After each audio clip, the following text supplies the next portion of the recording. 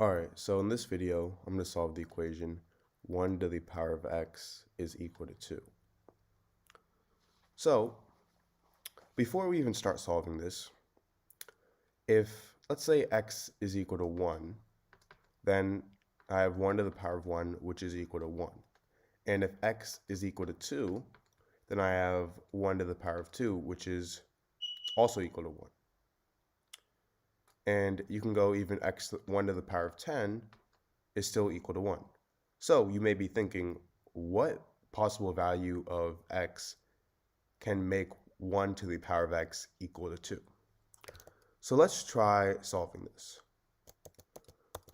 What I'm first going to do is start by taking ln of both sides. So I get ln of 1 to the power of x is equal to ln of 2. And ln is the same thing as the natural log. And the reason I took the ln on both sides is because it comes with a property that states that if I have something in the form ln a to the power of b, I can move this exponent b to the front, so this turns into b times ln a. So in this case, I have ln 1 to the power of x, and I can move x to the front. So I get x times ln 1 is equal to ln 2. And you may be thinking, we could just divide both sides by ln 1 and x would equal ln 2 over ln 1. However, the only problem with this is that ln 1 is equal to 0. And remember, anything divided by 0 is undefined, so this would be undefined.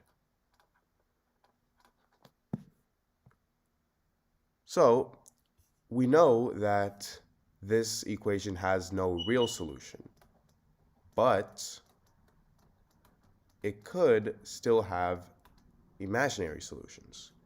So to actually solve this, I'm going to use something known as Euler's formula. And basically what this formula is if I have something in the form e to the power of I times theta, this is equal to cosine of theta plus I times sine of theta. And I know to many of you watching this video, this may just sound like a bunch of gibberish, but just hang on. So let's say that theta is equal to 0, right? Say that theta equals 0. So now I get e to the power of I times 0 is equal to cosine of 0 plus I times sine of 0. Cosine of 0 is 1 and sine of 0 is 0. So I get this all is equal to 1. Now, what if we say theta is equal to 2k pi? And k is just a substitution for all real numbers. So now I get e to the power of I times 2k pi is equal to 1. Because all we did was we just substituted theta in for 2k pi into this same thing. So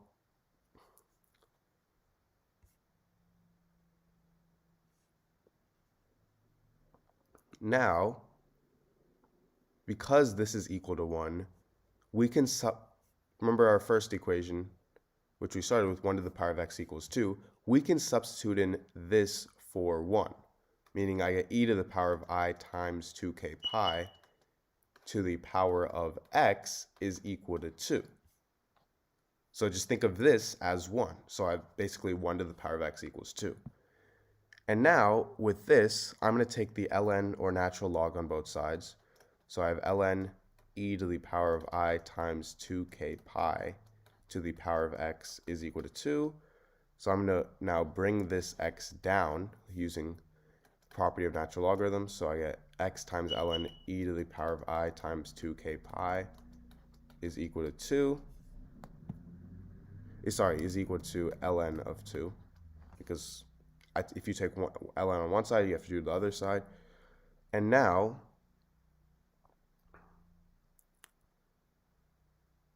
I can also move I times 2k pi to the front. So I have I times 2k pi times x times ln e is equal to ln 2. ln e is simply equal to 1. So I get x is equal to ln 2 over I times 2k pi. And now I'm going to multiply this by I over I. So I get x is equal to negative I times ln 2 over 2k pi, because I squared is negative 1. So this is my solution. Hey guys, welcome back to Click Academics. In today's video, I'm going to be proving that 0 divided by 0 is actually equal to 2. Now make sure to stick until the end of the problem, where I have 3 bonus problems that are similar to this one, which you guys can try to solve. Alright, so we have 0 over 0 is equal to 2. So for my proof, I'm going to first start with 0 over 0. So 0 over 0, well, 0 is the same thing as 1 minus 1. So now I'm going to have 1 minus 1 over 1 minus 1. Now, this is the same thing as 10 minus 10. Anything minus itself is going to equal 0. So this is the same thing as 10 minus 10 over 10 minus 10. And now this is the same thing as 100 minus 100 over 100 minus 100. So anything minus self is equal to 0. So now 100 minus 100 over 100 minus 100, well, 100, this is equal to 10 squared. So now for my numerator here, I'm going to switch 100 as 10 squared. So now I have 10 squared minus 10 squared.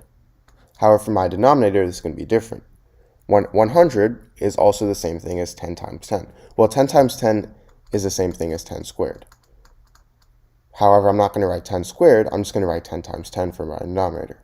So now I have 10 times 10 minus 10 times 10.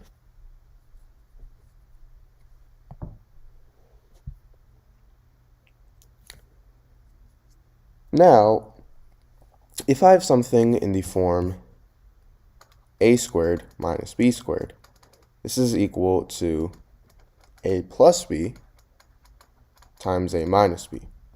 So in this case, a is 10, and so is b. B is 10 as well. So this is going to equal 10 plus 10 times 10 minus 10. Now I have this over 10 times 10 minus 10 times 10. And now from here, I can actually factor out 10 from this.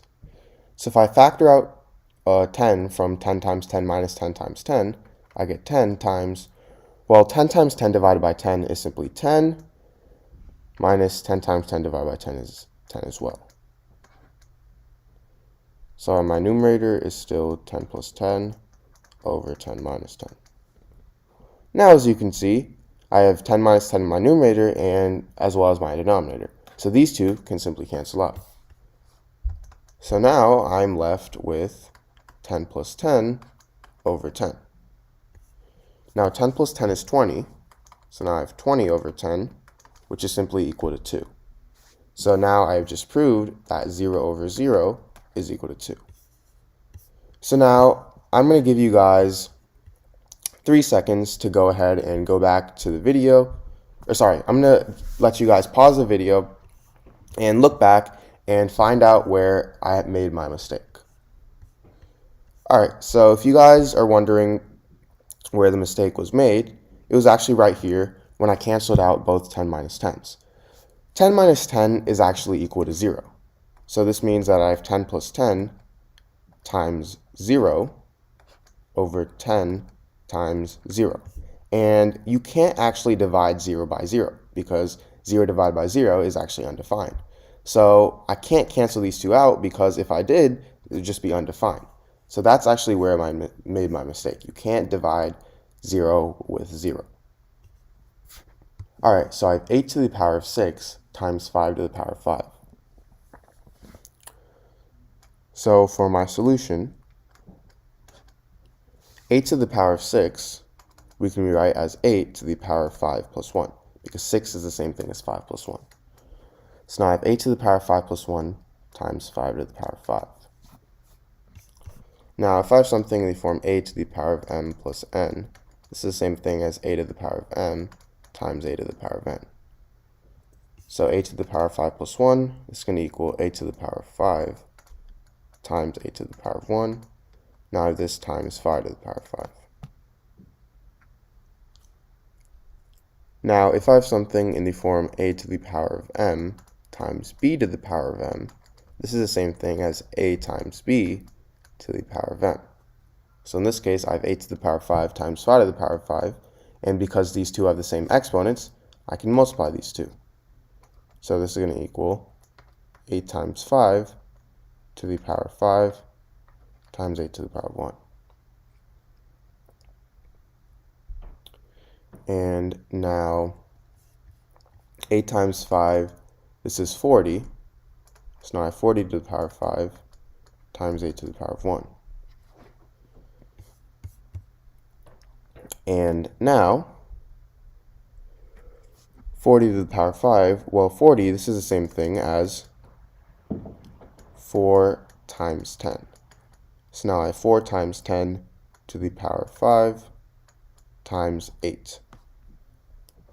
And now if I have something in the form a times b to the power of m, it's the same thing as a to the power of m times b to the power of m.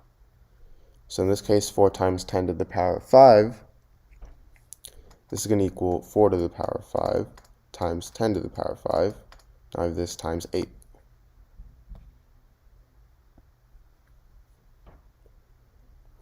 Now 4, this is the same thing as 2 squared. So if I replace 2 squared with 4, I get 2 squared to the power of 5 times 10 to the power of 5 times 8.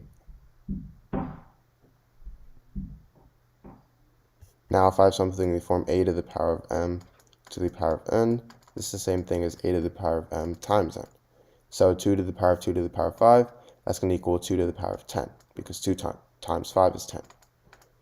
Now I have this times 10 to the power of 5 times 8. So now 8 is the same thing as 2 to the power of 3.